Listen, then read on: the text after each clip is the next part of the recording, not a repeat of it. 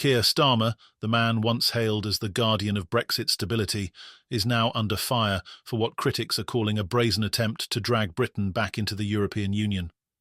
Former UKIP leader Neil Hamilton has unleashed a blistering critique, accusing Starmer of using stealth diplomacy to reverse the hard-fought Brexit victory. The outrage has erupted as Starmer prepares to become the first British Prime Minister to attend an EU defence summit since the UK left the bloc.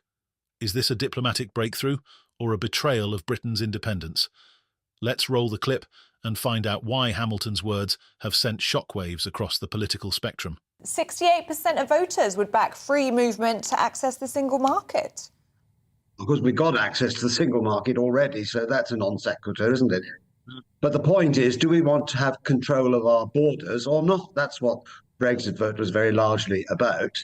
And what's happened since 2019, when nominally we left the EU, there has been a substantial reduction in immigration from the EU, but of course a massive explosion of immigration from the rest of the world. I mean, that's the scale of the Tory government's complete betrayal of the British people on immigration. Now, everybody should want to have sensible and flexible visa regimes to enable people to work in other countries in Europe, but what we don't want to do is give an unlimited right to work in this country or to live in this country to all and sundry. But in this scheme, Neil, what they're talking about is obviously not all and sundry. But you could do it until the day you turn 30.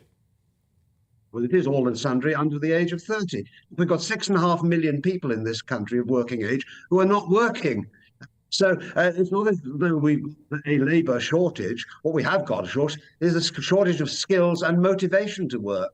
And that's something that the government should be concentrating on, not starting to dismantle the entire Brexit deal. We knew Keir Starmer never accepted the referendum result. He wanted to have a second referendum until that became politically embarrassing to him. And now what they're trying to do is, by stealth, to lock us back into the EU, but in a worse position than we would have been if we'd stayed in. Because at least in those days, we were part of the decision-making process in the Council of Ministers, and we had MEPs for all the use that they were on the whole. But nevertheless, we were able to participate in the debates on the laws by which we were governed. Outside the EU formally, but subject to the regulations that they make, we've been in a worse situation before. But Labour are quite happy with that, of course, because they prefer to be governed by Brussels. And as they're so useless at doing it from Westminster, in some ways we might be better off. They could hardly do a worse job than Starmer and Reeves are doing now.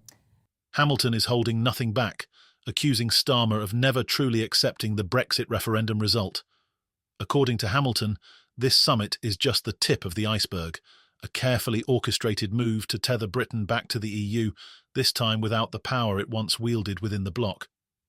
Keir Starmer never accepted the referendum result, Hamilton declared, and now what they're trying to do is lock us back into the EU by stealth. But this time, it's worse. At least before Brexit, we had a seat at the table. We had MEPs and a voice in the Council of Ministers. Now, under Labour, we'll end up governed by Brussels regulations without any say in them. It's disgraceful. These scathing remarks come as Starmer prepares to travel to Belgium in February to meet with EU leaders at an informal retreat. The summit, hosted by European Council President Antonio Costa, has been billed as a pivotal opportunity to reset UK-EU relations in the face of pressing global challenges like the war in Ukraine. Yet critics like Hamilton argue it's part of a larger Labour strategy to undermine Brexit and realign Britain with Brussels. Starmer's defenders insist this isn't about undoing Brexit, but about fostering strategic alliances. However, the optics are hard to ignore. Starmer's upcoming summit follows on the heels of a string of high-profile Labour engagements with EU officials, including Chancellor Rachel Reeves's recent trip to Brussels to meet European finance ministers and Foreign Secretary David Lammy's talks with EU counterparts. For staunch Brexiteers, these meetings are a red flag, signalling a creeping return to EU influence. Fueling the backlash further is new polling data suggesting public sentiment toward Brexit may be softening. A study conducted by the European Council on Foreign Relations found that 54% of Brexit voters are now willing to accept free movement of people in exchange for access to the EU's single market. Among Red Wall voters, the backbone of Brexit support, 59% back this idea, indicating a potential shift in attitudes. The numbers are even starker when looking at the broader electorate. 68% of all UK voters now support the free movement trade-off, with only 18% opposed. For critics like Hamilton, these findings are troubling and embolden his accusations that Labour is seizing on shifting public opinion to quietly unravel Brexit. Hamilton's comments have struck a nerve. On social media, Brexiteers and Conservative supporters have amplified his claims, accusing Starmer of betraying Britain.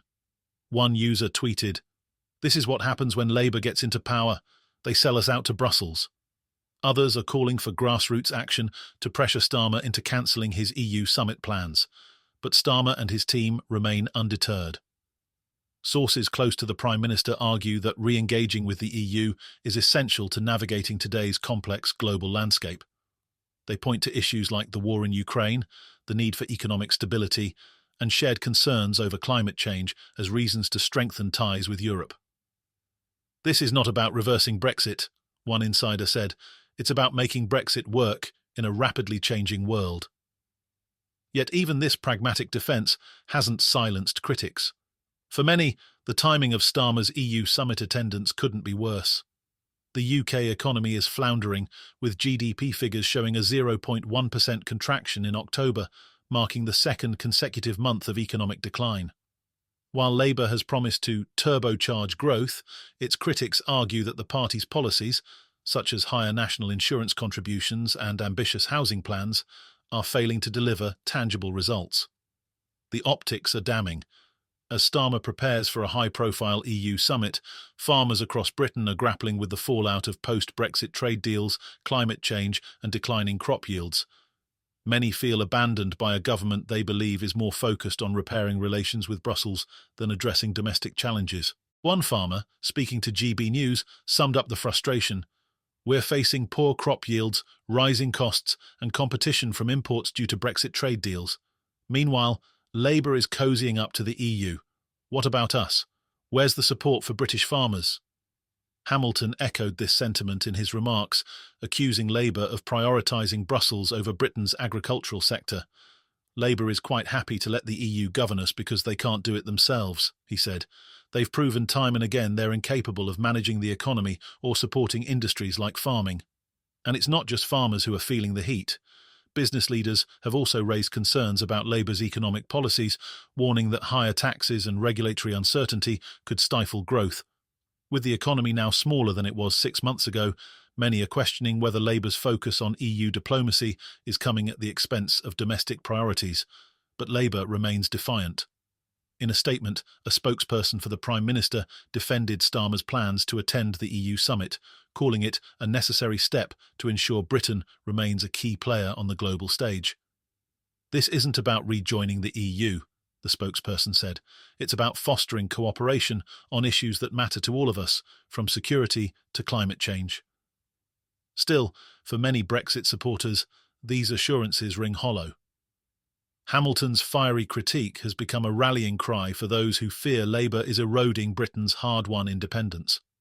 As one commentator put it, the question isn't whether Starmer will reverse Brexit, it's whether he already has. As the February summit approaches, the controversy shows no signs of abating.